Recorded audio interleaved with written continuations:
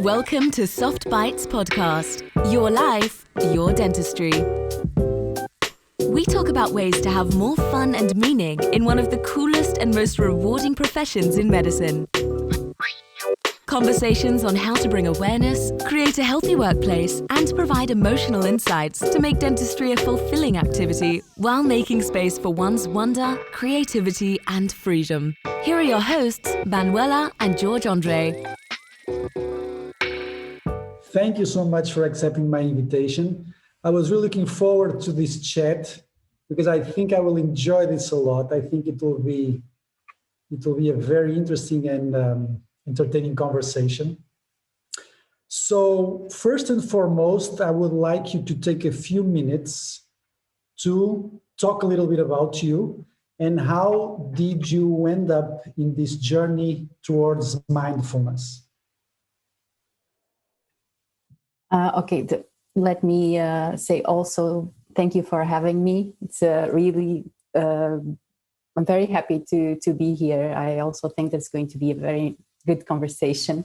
And yes, my journey is very simple. I was today thinking about about it, and it took a while, but it's very easy to explain. So around 12 years ago, I was in my 30s. I had a health problem. I had a Cushing, so I was a few months without working.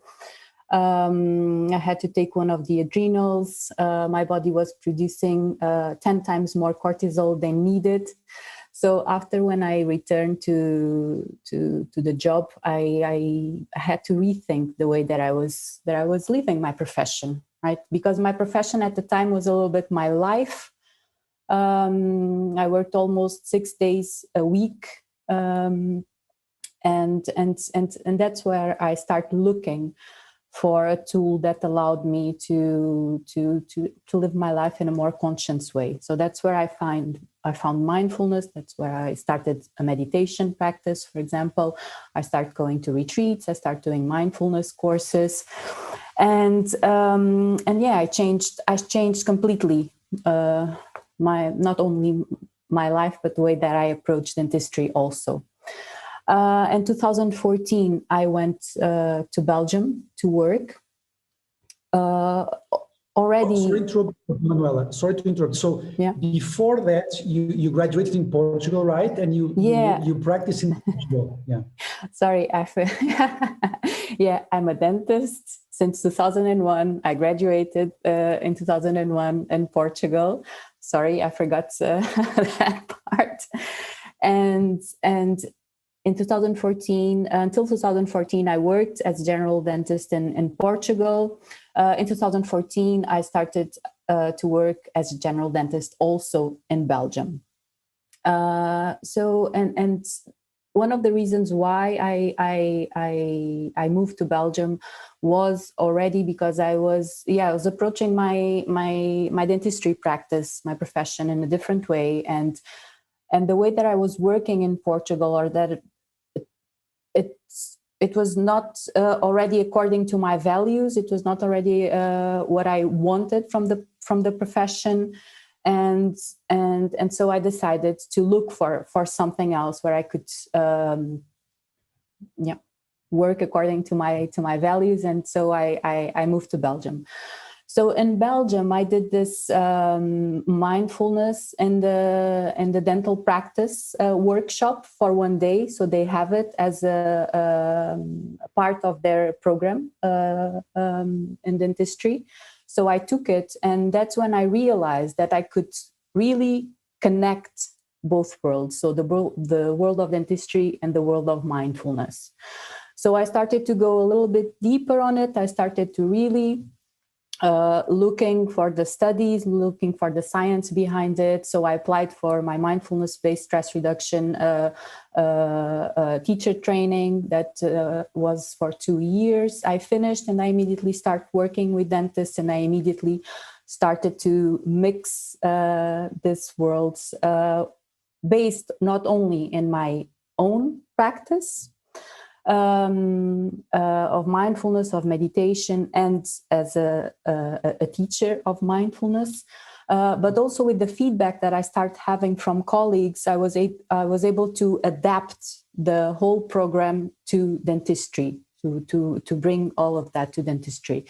And I joined also a little bit of emotional intelligence, which I think is very important in dentistry, and we don't hear about it in dentistry.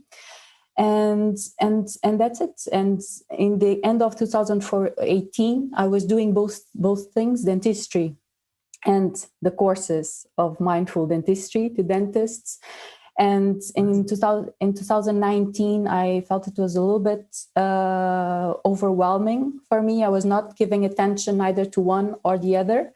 And I decided to pause my clinical practice and just dedicate myself to this project that I really believe in.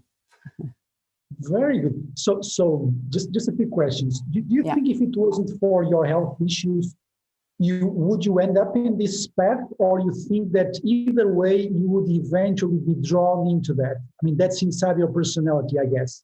I think that sooner or later you will be probably drawn into that, even if you didn't have any health issue, right? Yeah. I think so. I mean, I'm not even sure that my health issue was due to my profession. I think maybe I was working 6 days a week, doing a lot of kilometers and not having any time for myself, completely disconnected from my body, just, an automatic pilot, just reacting to whatever was happening. Yeah. But the fact is that I had it. Yeah. And you said in 2019, you stopped your clinical practice for 1 year, or you stopped ever since and you don't do any clinical practice anymore? I stopped everything ever since, and I don't do any clinical practice anymore. Oh, very good. So you are full-time into mindfulness. Very good. I wasn't aware of that.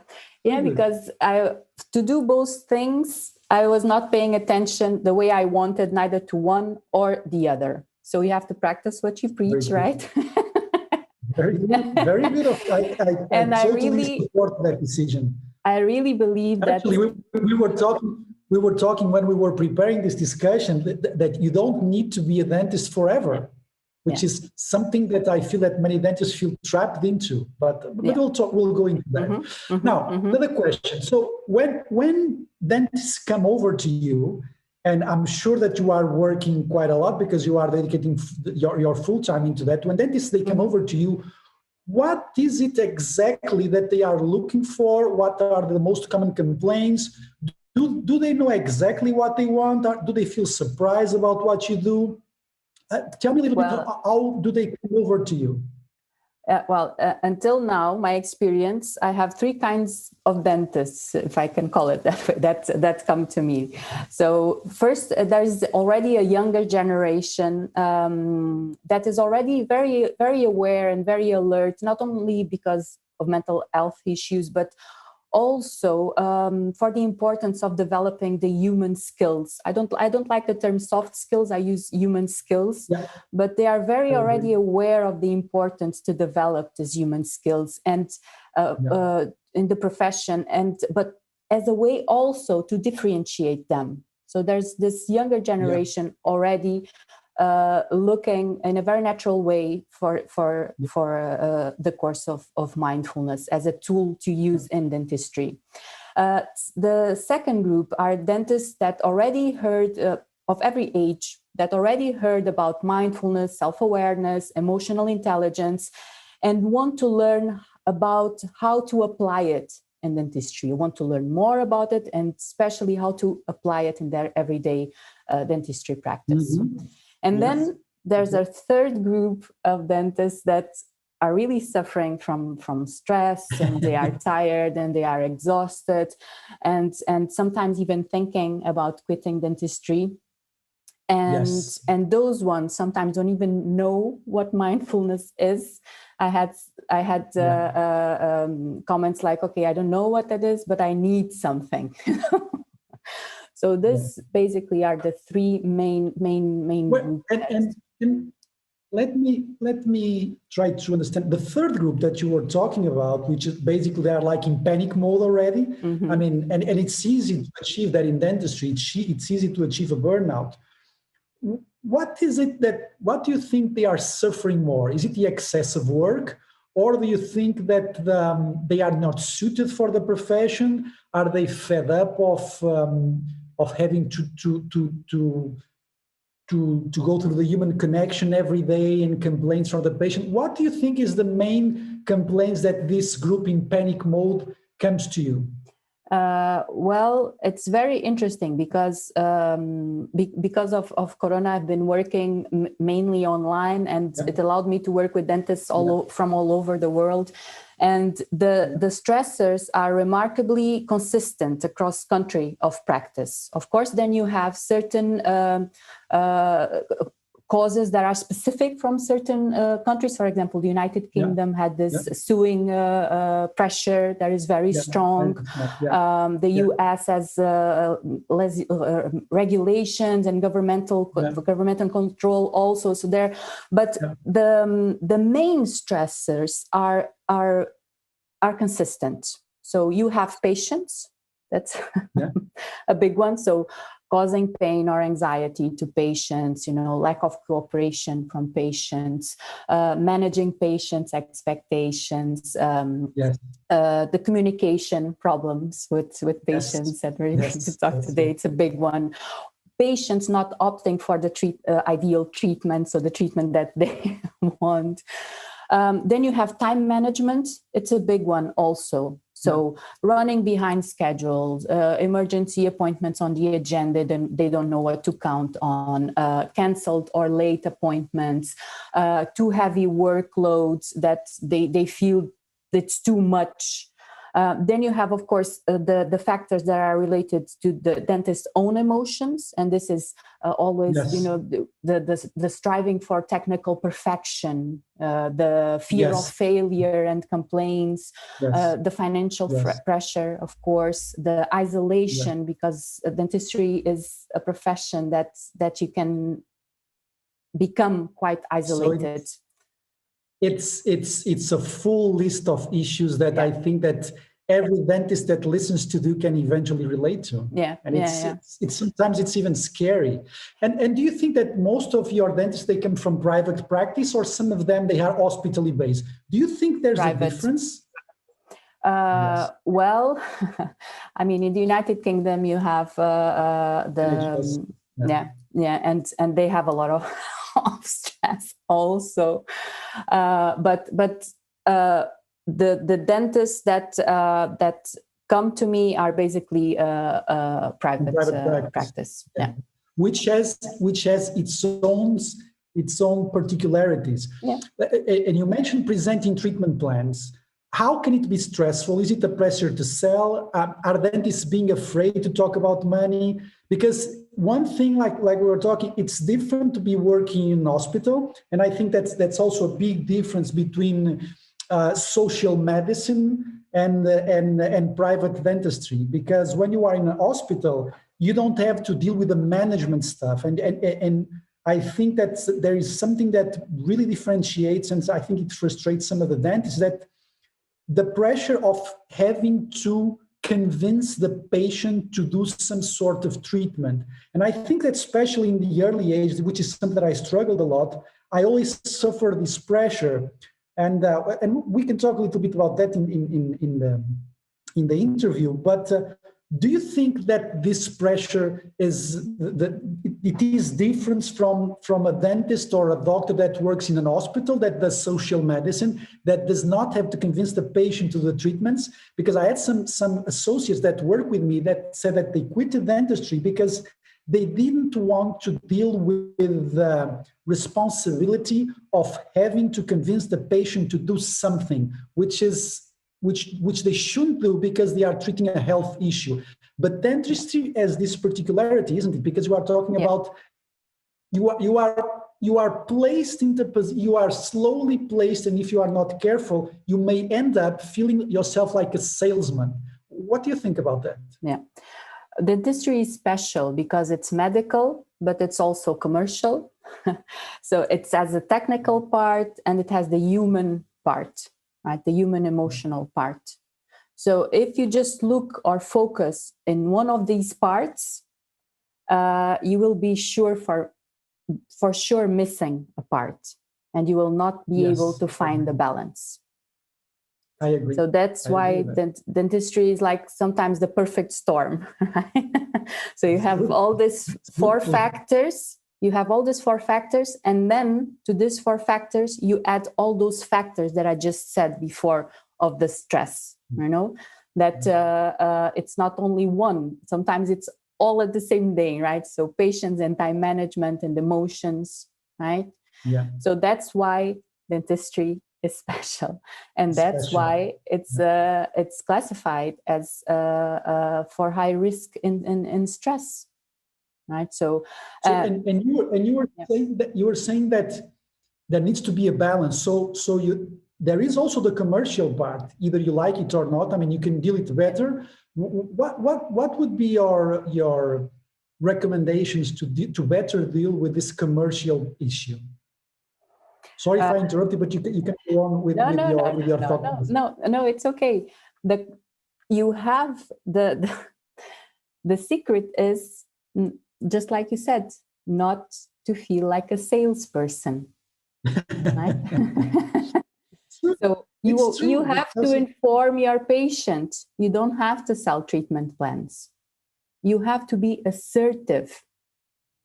Right. So if you prepare well, if you done your work well, if you are confident on the treatment plan that you are delivering, if you are confident that you are able to perform the treatment plan that you are delivering, right, you will inform your patient. You will be honest. You will be yourself. You will be confident. And you will not feel like a salesperson. So, and Manuela, this is what you just said was something that I think is probably one of the biggest takeaways, especially for young dentists, is that to give you an example, one of the talks that I sometimes have with patients when I'm presenting them, because sometimes I'm trying to lower the stress in the room when we are talking about treatment plans, and money is telling, look, I am not selling anything. I am here to inform you. And either if you accept it, if you don't accept it, this is not the important thing like right now. The important issue is that you clearly understand the diagnosis and what is my suggestion for treatment plan. You may eventually not even do it with me. You can do it elsewhere. But today, I just want to have an honest and open conversation with you. And for me, that small trick completely lowers the stress in the room for me and for the patient, because I am no longer placed into a position where I have to sell something. And what you said is completely right. And I think that many dentists don't. They always feel that in order to be successful, they need to be selling too much. And just like you said, there's a commercial part, but it's much more important that you are completely informing the patient rather than selling anything. And do you have any, like you were saying, if you are completely aware, if you have done your homework, which means there needs to be a preparation beforehand, right? Yeah, of course. That's one of the biggest things for dentists is, and it has to do with one of the major stress causes. So time management. So you have to be able to prepare. So time management in dentistry is a big thing. So dentists still have this idea that it only counts as work when they are seated, like working inside the patient's mouth. And I can understand. I mean, it's the fun part, right? It's when you are in the flow, or at least where there are the highest chances of you to achieve that flow state. So and I think that's why everything apart from that is not so nice, and they have more resistance to it. So, yes. So, but the the fact is that there is a lot of work apart from the actual work inside the patient mouth that needs to be prepared in order for you to be successful when you are doing your work inside the patient's mouth. So dentists need to have time to prepare the treatment plans, to study them, to compare different options, to discuss them with colleagues if necessary, or if it's a teamwork. This cannot be done after consultations when you are tired, or it cannot be done at weekends, because at weekends you need to relax and do other things. It has to be part of your agenda. Your agenda has to have this time, right? So if you work for 5 days, 1 day or 1 morning or 1 afternoon, depending on the amount of first-time appointments or treatment plans that you have, it has to be just for you to be on your desk with your cup of tea, with all the photos and x-rays and everything. I mean, if we go more to specific, what dentists need to be aware for stress reduction in treatment plans, to make sure that they have in their agenda time for 3 very specific times. So the first one is, when they met the patient for the first time, and you said it, you described it very well on your ebook. That you should adjust the time, right? But if it's for comprehensive dentistry and you need to build a treatment plan, you need to have time for the photos and the x-rays and the impressions, and to talk and listen to the patient. This is very important. This builds trust. So make sure that you have the right amount of time for this. If you don't... Okay. Yeah. Manuela, let me do a small exercise to you. So, okay, I'll pretend that I am a patient, and I'm sure it happened to you. So I am a patient, I come to the office, and this is a frequent complaint, and I have a very strong opinion about that, because I am completely strict with the patient. And I think that you will. So I go to your appointment, and you look, and you see I'm a complex case, and I want to have an opinion.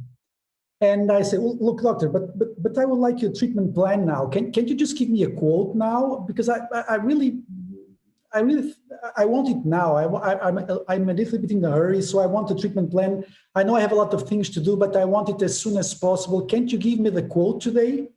What would you say to that kind of patient that is pressuring you? I would say, no. Sorry, yeah. You have to do things right. You have to be assertive, and you cannot open exceptions. You have to build a system. You cannot open exceptions. You cannot open exceptions. Your secretary cannot open exceptions, because if you demand your secretary not to open exceptions and you do it, then then next time she will put something in your agenda that you're not supposed to have. You have to have a system in place, and you have to all act according to it. This is very, very important. And now, Manuela, can you say no to patients in the mindful, conscious, and gracious way? Is it possible? Yeah, that is called assertiveness. And for you to be assertive, you have to be mindful. You have to be aware of your own feelings. Assertiveness is based on you being in touch with what you are feeling. So you are going to say exactly what you are feeling. If you feel that you cannot perform a good job to that person at the time, and if you say, okay, I will open exception for you, and then you are doing it and you think, and I'm late and I'm not doing this and I did this and that, that will immediately, you will have a stress response, physiologically. So your pulse higher, your heartbeat higher. Your patient is going to feel that, because our empathetic intelligence is much rapid than our intellectual one. He doesn't know why, but he will feel like something is wrong here with this person. Probably what you just did by saying yes and opening that exception was to lower the chances that person will accept your treatment plan. That is very interesting, because it's a paradox. You were trying to please the patient, but what will happen is that you'll actually will do the opposite, because the patient, because what most of the times when they come to the dentist, they don't really know exactly what they want. They need guidance. And this is why I really like your insights on this, is because it is very important to have a system and to be able to say no in a graceful way without feeling that you are not being nice to the patient. Because there's a big issue, there's a big difference between being efficient and being excessively people pleaser, let's say it, okay? So one thing is being efficient, the other thing is trying to please everybody all the time. And there's a sentence for me, and I have to say, Manuel, that I'm a bit strict with this. I'm very enthusiastic about this because, and sometimes when I talk about this, I go a little bit over the edge because I really think that people need to listen to this, which is care about other people, but don't care about what they think of you, which is a very difficult balance. I mean, I care about you as a patient. I want to treat you well. I want the best for you. I want to engage with you. I want you to feel loved. I want you to feel comfortable. But at the same time, in order for you to feel that, I may have some decisions that may not please you at this point. What do you think about that? Yeah, I think that what you are saying is right. Basically, you want people to trust you. Do you want people to have the confidence to know that you can deliver, and you will deliver, and you will, and they can trust you, right? But you're not going to please them. So coming from a dentist that has been training in mindful, we are allowed to say no to the patients, or at least you should say no. Yeah. You should say no. That's why I always say. Sorry. Continue. Sometimes a no is more important than a yes, because that's what knowing what you have to do and knowing what you don't need to do is sometimes more important than knowing what you need to do. Yeah, I mean, when you say yes and you really mean no, or you should have said no, that means that you are saying yes to someone, but you are saying no to a lot of things of you, right? You are disrespecting a lot of things of you. So you are opening exceptions, you are crossing your boundaries, you are going to pay for that. You're not being assertive. That's why I always say that being assertive is much more than just saying no. Saying no is part of it, but is to say no based on what you feel, on what you believe, right? So on your values. That's it. Yeah. And So Manuela, I really wish that when I graduated, I could have done a course with you, because it could save me so much headache, heartache, drama, emotional trauma. You have no idea, because I think that is something that every one of us go through, and I think that temptation of trying to please because of the pressure of the private practice is really something that I really wish that I had known before. And do you think that there are some dentists that are more natural at this than others, and the ones that are not as natural, can this be learned? Because, for example, I don't know, but I think that some educations or some family environments may eventually be more positive for these kinds of emotional development than others. I mean, we are not all raised the same way, and all of us have all our childhood trauma and emotional. We all have our issues, right? But some of us, either genetically or because of their education, they seem to have to go through patient communication in a more natural flow. Do you think this is learned? This is natural? What do you think? Well, I think that all of us have our strong points, right? And not so strong parts. I think it has a lot to do with awareness. I think we must be aware of our strong points and not so strong ones.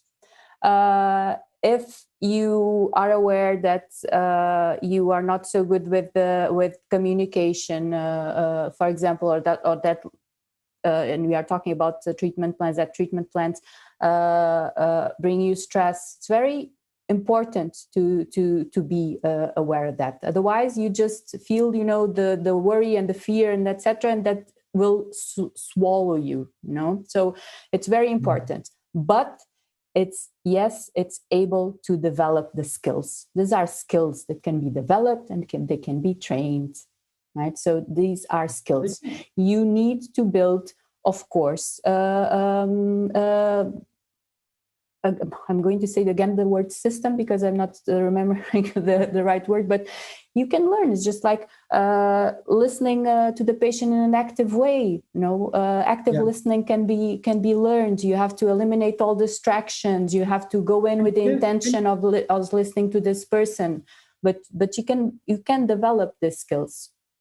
Can you give me an example, of course, an anonymous example of a student of you that has these similar problems with patient communication, and what were his or her achievements? Can you just remember one case that comes to your mind right now, and some progress that he or she were able to do, and what were the achievements, what were the obstacles that they could overcome?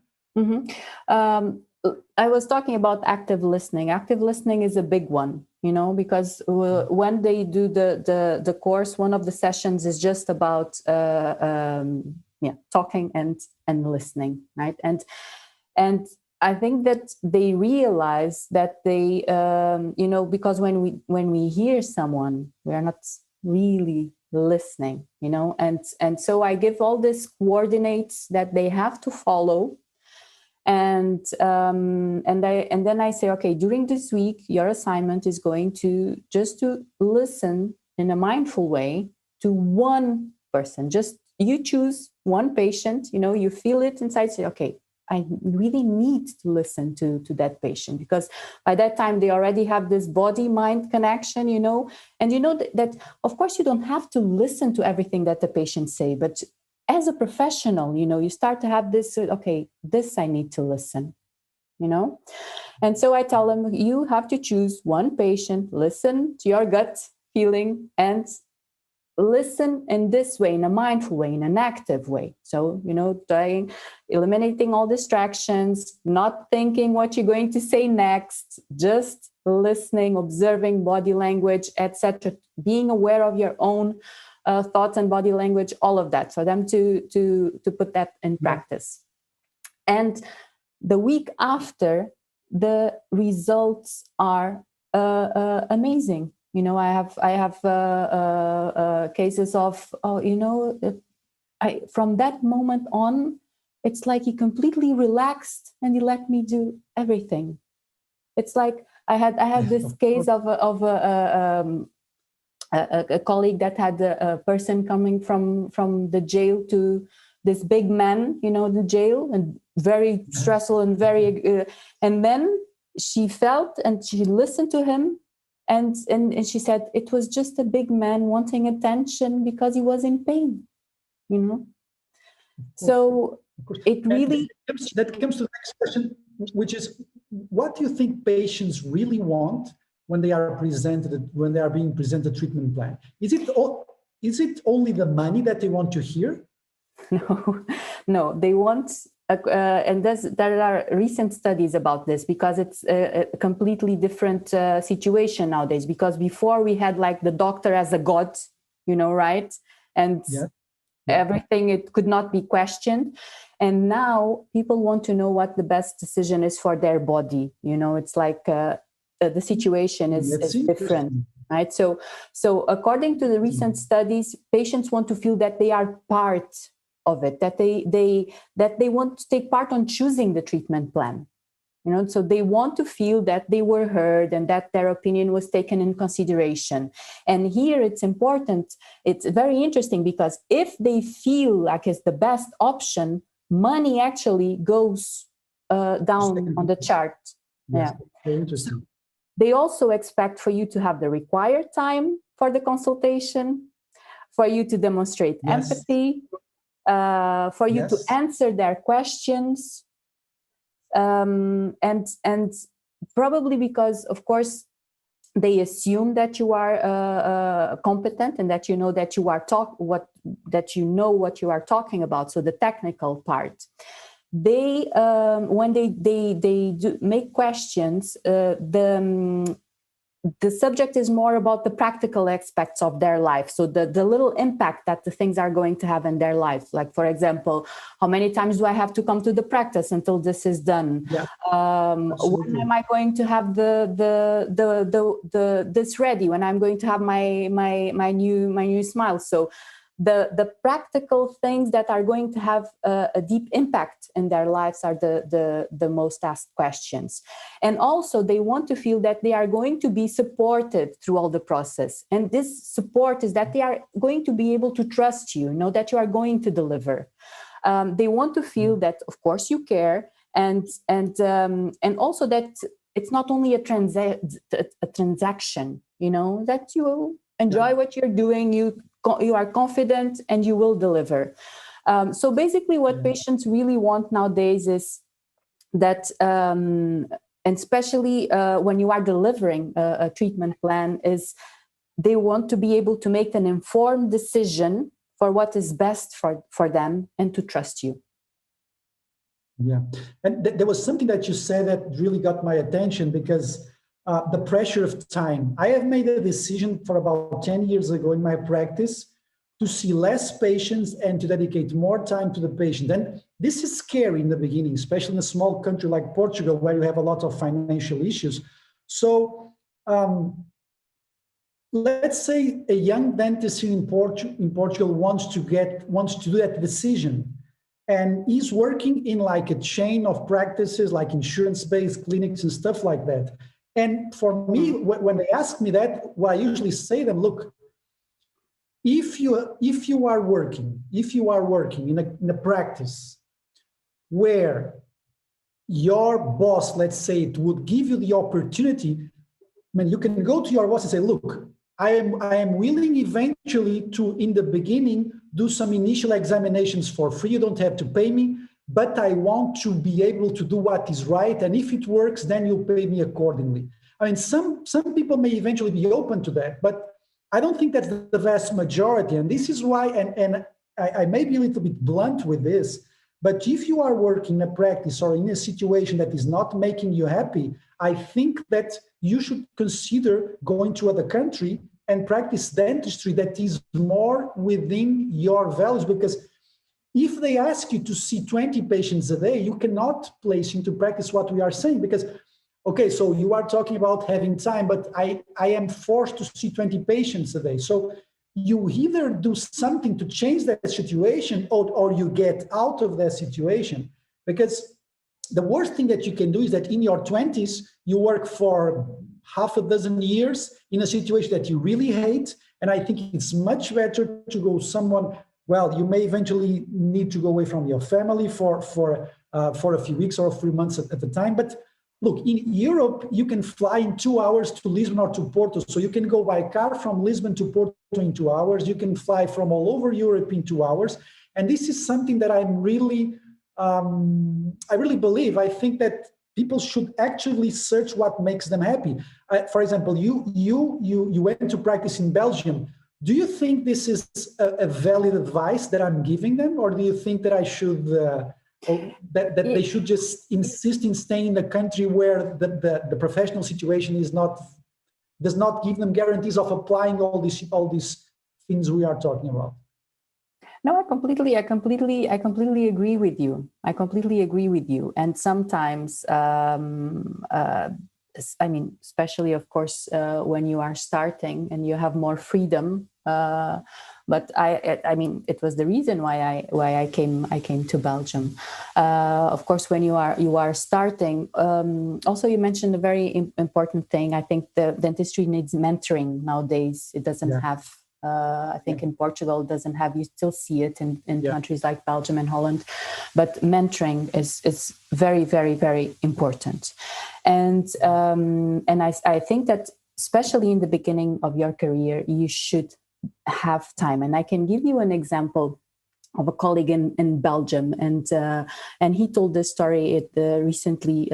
So I'm not making any saying anything personal from him, because he told the story in public. So He was working in his early careers, in his early stage of his career. He's still young. He's not even 30 years old. So, but when he started, he's from Holland. When he started, he was working 5.5 days, right? So Monday to Saturday, and he realized that he had no time. He wanted to start a family, etc., move in with his girlfriend, and he realized that he plays the guitar, etc. He didn't have time for his things. Okay, I'm not going to do this. So what he did is he reduced the 5.5 days. He was working in 3 practices on those 5.5 days. Okay. He reduced to 4 days just in one practice. Right? And what he found out is that by doing that, he had much more focus on this place. And the only thing that was demanded on this practice was just do your dentistry right. Do your dentistry right. If you need to a whole morning with the patient, you have a whole morning with the patient. This is the rule. Do your dentistry right. And he took the time to do his dentistry right. So he grew, and this change, again, gave him a lot of focus. And at the end of the month, he starts seeing that his revenue was higher from the 4 days than the 5.5 days. Absolutely. Right? Absolutely. So we start to earn more money. And the only reason why, and he said it in public, the only reason why was this happening was because he was doing things with focus, taking the time to do the procedures right, and also taking the time for his patients. So of course, the clinic measures the percentage of treatment plans accepted, and he had 99, almost 100% of treatment plans accepted. And again, the only reason that this was happening was because he was sitting there just with his T-shirt, and Nikes, and being a genuine person and explaining to patients in a very simple language, because he understood what was happening, and he also understood what he wanted to do, how he wanted the procedures to work, and very honestly explaining, right? And this makes dentistry so much easier and so much nicer, and so much fun. Yeah, that's it. And you earn more, but better than you earn more is that you are coming home as a nice, honest person, with energy, because you had a lot of pleasure of what you did in a daily basis. And this person money that can pay that. And this person is not even on his 30s, and he's a very successful dentist and is a speaker in Holland. So this, of course, can be done. I don't know. We were talking about the Portuguese situation. I don't know if it can be done in Portugal. I think, like I said, there's a lot of mentoring missing. It's missing these people that say to these young people, okay, the only rule here is do your dentistry right. That's so cool. That's so cool. And I have a lot of, I give a lot of courses, and I interact with a lot of people in their 20s. And one of the things that frustrates me the most is trying to teach all these concepts, and also being aware that the probability that they will be able to, the technical part that they will be able to practice is very low. And this is why in some of the courses, and this is why I also invited you to come and see if we can do something together, is that I always try to talk about these important decisions that you have to make early in your life. Either it is to choose different practices, even it is to choose to limit the number of days that you practice so that you can focus more, see less patients with higher quality. And in the most of the situations, you will earn more and you will be happier, and you will come home, as you said, much, much happier. And I really look forward that you come to Portugal so that we can do something together, because I think it will be really, really funny, and I think we could help lots of dentists. Okay, some of the questions here. So you talked about training the whole process. So you said you have to have a system. Yeah. Mm-hmm. What do you think is more important? To have like a written system, or to have meetings, or to have both? What do you think is, because I do both meetings and I do both written systems. And for me, both they are equally important, and they have to be done regularly in order that everybody is on the same track. What do you think about that? So it's not just a situation of mental attitude or emotional attitude, is also preparation beforehand with both meetings and written protocols, right? Yeah. So two secrets about time, about stress reduction in dentistry: good time management and a lot of anticipation. So a lot of preparation. So the more you anticipate and the more you prepare, the better, because you will reduce stress in the practice. So these two combined, they will equal, of course, automatization. So if you combine good time management and preparation or anticipation, then you will start to have an automatization of the process. So the more automatized that the process is, the more time you save. Because it will make the process more comfortable, the stress will be reduced for sure. So you should build protocols and you should implement them. The more established these protocols are, that you know already what to expect, your staff also, it makes everything run smoother, right? And this is particularly important. We already talked about it, and you said it yourself now, that you don't do the work alone. So it's a teamwork. So your assistants, your colleagues, you should all work with the same guidelines. Otherwise, it doesn't. You send mixed messages. So these processes should flow in a natural way for everyone. Your practice will have a system. And you will know how things are done, and everyone will know. Everyone will have the same guidelines. I'm a big fan of systems, and I think that whenever I talk about systems and protocols to dentists, and not only in Portugal, but I think it's that boring, dentistry in general, it's boring for them, and they don't see the point of that. But for me, I would not have been. For me, there was a big change that happened in my life about 5 years into my practice, after coming from London and after having met a few people, that completely changed the approach of having a system in place and making me just an element of the practice. I am not the practice is not me, I am just an element of the practice, and the practice as a whole, the team is always more important than myself. And for me, that completely changed the way that I approach dentistry. And for me, I think the biggest advantage that I saw was it completely dramatically reduced all the drama and all the emotional issues that can easily develop inside a team as it grows, especially in dentistry. And for me, that was a complete game changer once I started to reintroduce the system mindset, really. Okay. Can I just say one thing? Just make sure, and this is something that I watch quite often. It's that sometimes we are demanding things from our team that they don't know how to do. So what do I mean from this? If you want, of course, a patient-centered dentistry, if you want a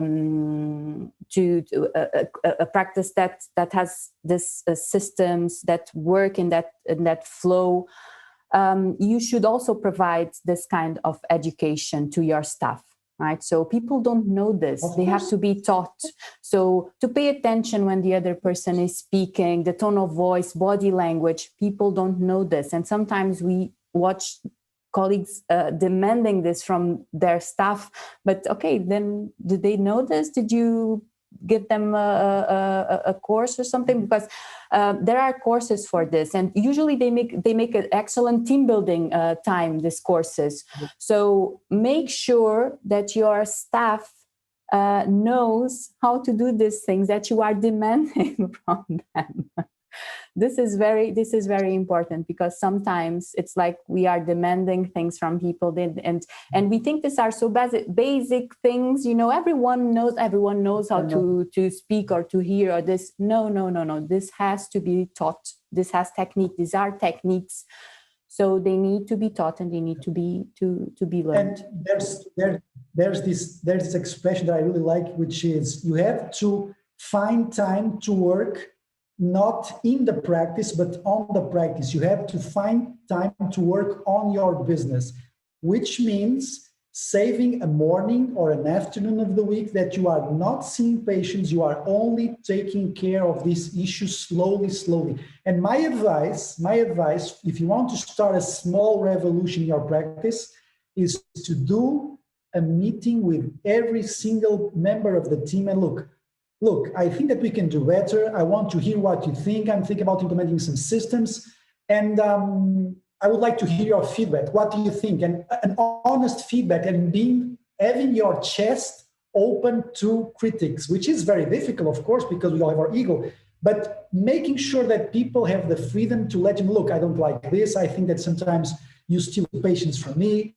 And because I think if there's this saying, which is, if they plan the fight, they will not fight the plan. So if the planning that you are doing is with everybody taken into consideration, they will not sabotage it. So if they plan the fight with you, they will not fight the plan. And for me, I think this is the best way to start, to call everybody, do a small meeting and say, look, we are going to do some changes here. I'm going to get some education for you. I can give it myself. I'm going to reserve a part of my week to take care of these things, because the goal here is not necessarily to make more money. It can eventually be that, but it is, I want to have a better time outside the clinic and inside the clinic, which is probably what we are all looking for. We are not looking for money. Most of the times we are looking for time and happiness, and sometimes it's closer than we think. Yeah. So I think we are completely on the same path. Yeah, just really. Make sure that those meetings, like you said, have their own time. Because if you say, in the end of the day, or when we have time, or whatever. Absolutely. No. Absolutely. It's like you said, you have to have time to work on your practice. Otherwise, it's big, and that's the reason why sometimes I see these practices and they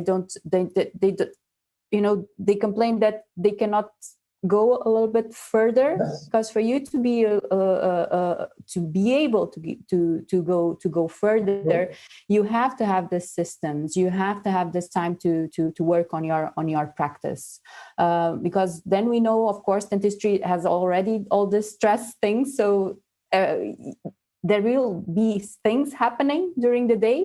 But if you have to worry just spending your day just reacting, and then the end of the day you're going to have a meeting with your staff, you're not going to be able to do it. So really prepare, really have the time. Yeah. There's this question that I think is universal in dentistry. There are many dentists that don't get over the fact that patients don't see them as true doctors.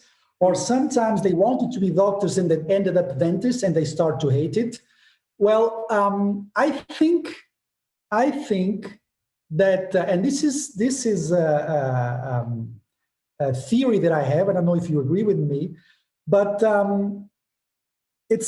I'm sure there are some people that's going to dentistry that they don't like it, and I think that they should change as soon as they can.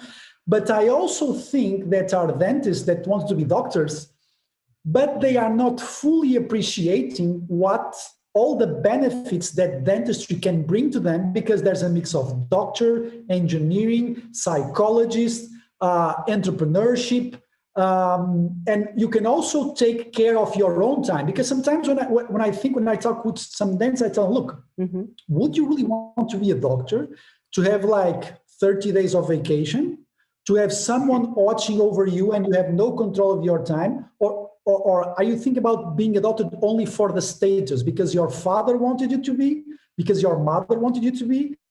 If you really take a look and stop and appreciate whatever dentistry can bring to you, look, patients can appreciate you. You can see emergencies, you can do oral surgery, you can do complex surgery, you can operate in a theater, in a surgical room if you go into surgery. I mean, most of the things that you can do in medicine, dentistry can eventually give it to you. But so are you more focused on the status, or are you actually focused, or why aren't you focused on actually being present of what dentistry can give to you? Because sometimes I think that is more of an attitude. And if that person was in medicine, you would still be miserable anyway. So do you think that sometimes people are missing the joy and the wonderful thing that dentistry can be? Because yes, dentistry is limited, but in a certain way, but in other way, it's not. Look at you. You are a mindful training dentist, isn't it? How cool is that? You are not even seeing patients. So you went through dentistry to do something which is amazingly cool, and you are not even seeing patients. So I think that dentistry can bring to you whatever you try to find in it. And it's not by going to sometimes to changing a profession, because some other professions are much more limiting than dentistry. What do you think about that? Well, I'm going to start by the end. Yes, I think that dentistry has a lot of possibilities, and it's starting to open up. It's starting to open up. And it's funny because when I started to think, because it was a very well thought decision, and it was that took much time. It was not one day I woke up and said, I'm going to stop my clinical practice. No. But I realized that when I thought about stopping my clinical practice, it was like, I'm going to stop working. And I had to change. It says, no, I'm going to continue to work, just doing a different thing. So, and still in dentistry. So the thing is that dentists still have this they are still very hardwired that this is all I can do.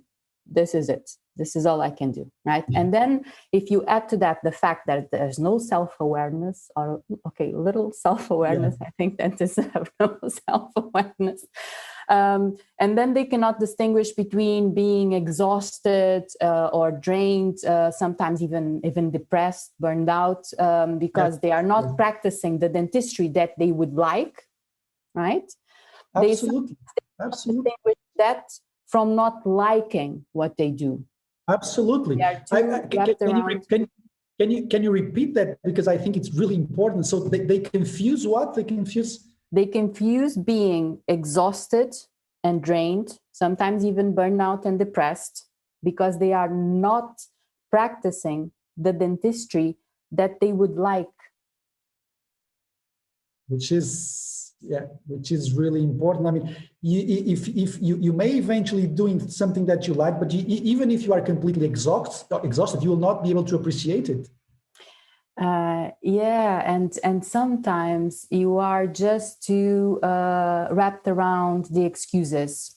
It's the patient, and the patients are rude, etc., etc. And you are missing the whole point, is the way that you react to patients. So dentists still didn't make that shift, that's for example what the mindfulness courses brings them, this awareness. You know what I think about dentistry? Because in the first years I applied to medicine, and then I went to dentistry, and when I had the chance to change to medicine, I chose dentistry because I want to start working as soon as possible. And one of the things that sometimes I think is, look at the amount of cool stuff that I would have completely missed if I went into medicine. Of course, I could open up a lot of opportunities, but dentistry can actually open you so many doors in terms of, you can go to education, you can do some remote dentistry, you can do more hands-on dentistry. There's so much stuff that you can do, and there's so much control that you have. And one of the cool things that I find about dentistry is, like you said, because there's so many challenges, it challenges you so much that it's a great profession that you can grow yourself into, because there's so many challenges that sometimes there's a mix of challenges that you don't find in any other profession. Because if you thrive in dentistry, you can thrive everywhere, basically. I totally agree with you. And going back to that, to the first part of your question about, that dentists sometimes feel like the profession is not valued like others, doctors. So, but maybe patients are not the ones that don't value the professions. Maybe it's us. Absolutely. You know, and Absolutely. this is the shift that we need to do.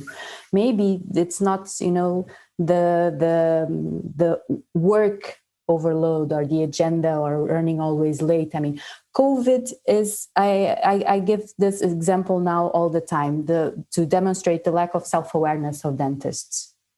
I lost the number of colleagues coming to me saying, look, since I got back to work with COVID, I have no stress anymore because I had to see less patients, more time.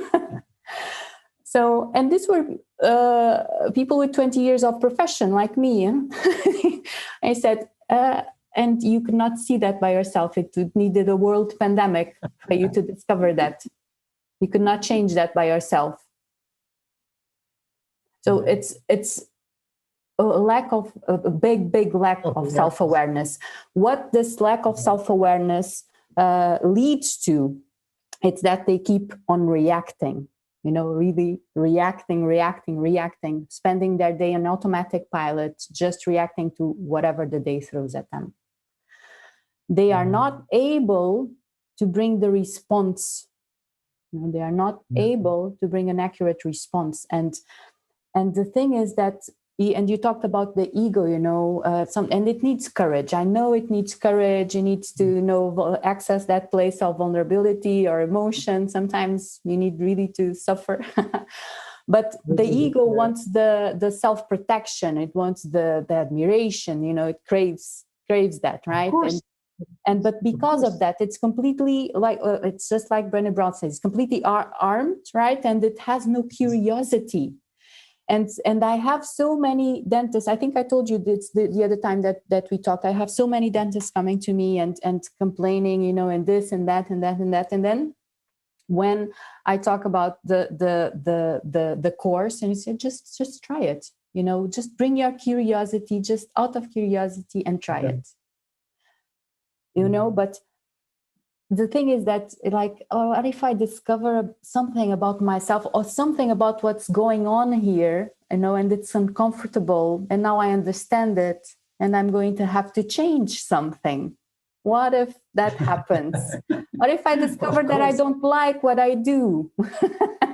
You know, that's uncomfortable.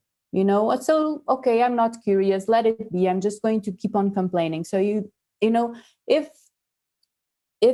something is, you're not happy about, that something needs change, and everyone knows it, but sometimes you hide, you know. Because so I think that if we bring I say it often, I said that's my mission. It's bringing self-awareness to dentistry, emotional intelligence, you know, because I think it's such a tool that it's needed in dentistry. And I think that it would completely change the way that dentists approach dentistry. It would completely change the way that dentists reach the end of their day, you know, instead of feeling with this heavy weight on their shoulders, you know. Imagine, I always say this, imagine reaching your day with energy and happy about yourself and having the freedom to be yourself, you know, just be yourself. It's just absolutely, like Djokovic said Friday when he beat Nadal, and they asked him, "What about the next?" He said, "I don't care about the next. I just want to get better at my character and get better at my game, and that's it. You are not there to sell treatment plans. You are there to get better at your character and get better at your dentistry." But then you get wrapped around. I really wish I had someone like you that in my 20s grabbed me and said, look, you have to read this, you have to practice this, and you have to think about this, which is something that most people don't think about. And I am 100% in agreement with you. And I really think that your choice of dedicating yourself fully to improving the self-awareness of dentists and emotional intelligence and mindful in dentistry, I think I really think is something needed.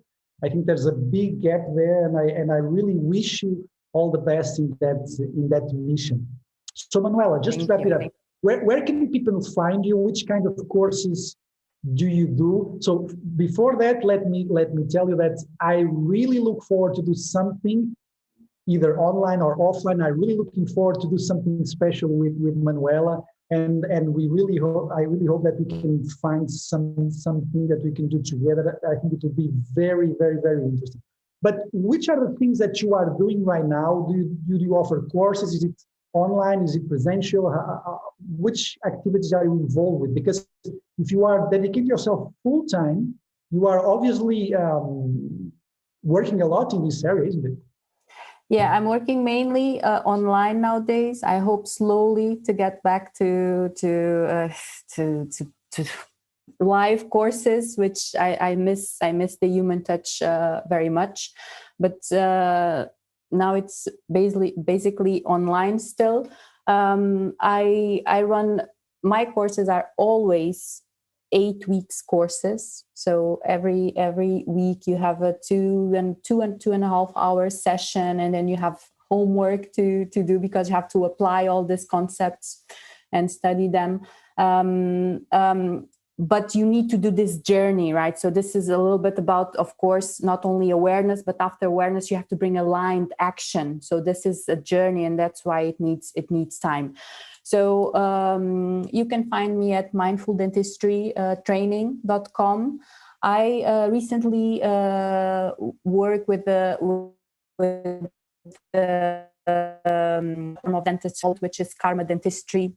And they are this group of dentists. They are very young. They have this very good philosophy of dentistry as it should be. So they use mindfulness as a cornerstone of their work. They invited me to record the course. So the course is recorded there in English. Every week I have a mindful dentistry training live session with them and with the persons that are attending the course.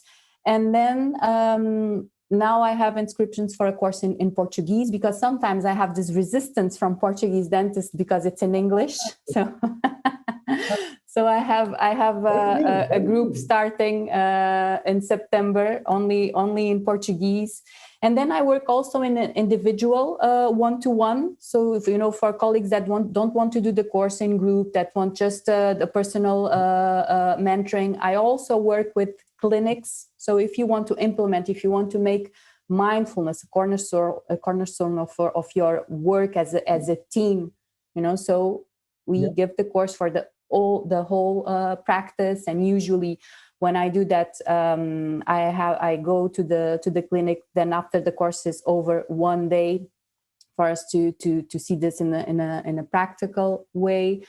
I already have that one of that for a clinic in Holland next year. So I'm very happy to slowly get back to the field again, because I love going to practices. I miss it. I feel home when I'm there. So, but yeah, you can find me also in Instagram, mindful.dentistry, and yeah. Very good, very good. So let me see if from the guys in the participants. So do you have any questions that you like to ask Manuel or even me? Do you have anything that you think that you should, you want some specific? There's someone here saying that here in Portugal is too risky working only one boss. We don't have job contracts. Yeah. That's what I was saying, that in Portugal, there's this mentoring figure missing. Yeah. There's Yeah. So why not change? Why not work? Why not try to go and work abroad?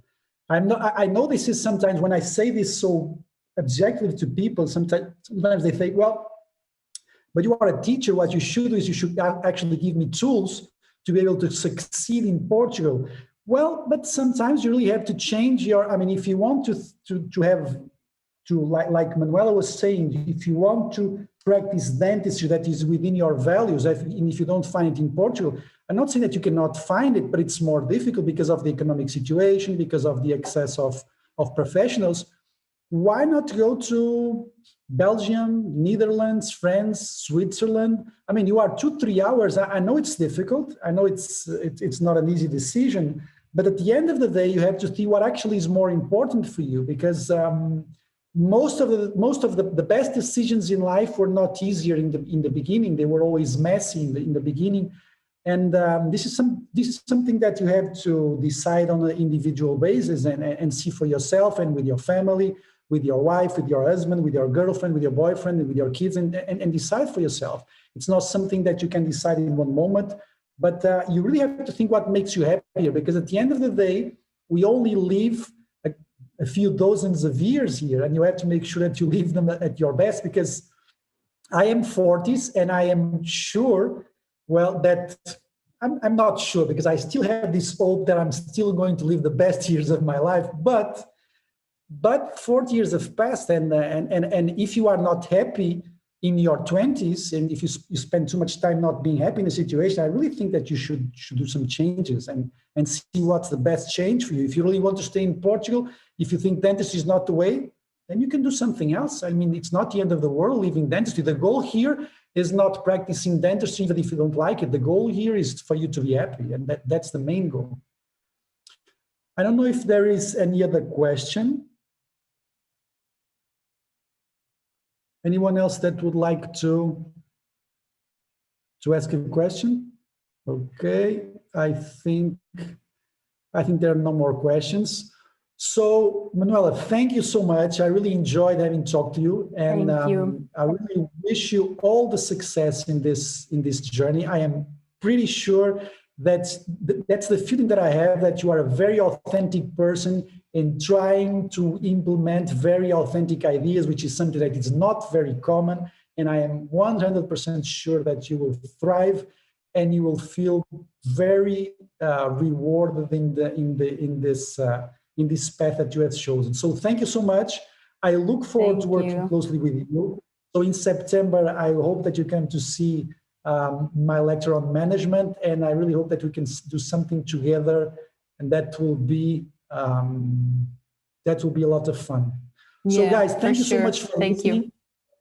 We are recording this webinar, and we will be dropping some snippets, some insights, and I think that you will all like it. So if you want to contact Manuela, you know where to find her. She's on Instagram, on LinkedIn, mindfuldentistry.com, right? Mindfuldentistrytraining.com. But mindfuldentistrytraining.com. You for sure find me, because there's not a lot of mindful dentistry. So okay, so thank you so much, Manuela. It was a pleasure to have you. Thank you for the invitation. Thank you for having me. Thank you. Bye-bye, guys. Take care. See you next time.